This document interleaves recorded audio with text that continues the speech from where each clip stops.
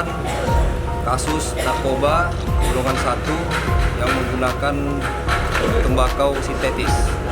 Tersangkanya ini sebanyak 21 orang.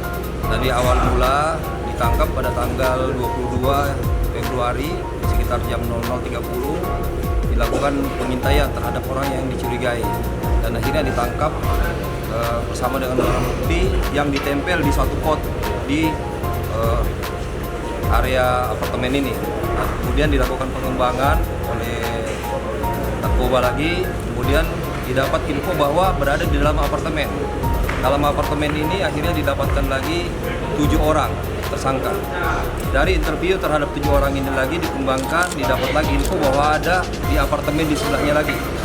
Sebanyak 5 orang lagi akhirnya diamankan lagi di tempat tersebut.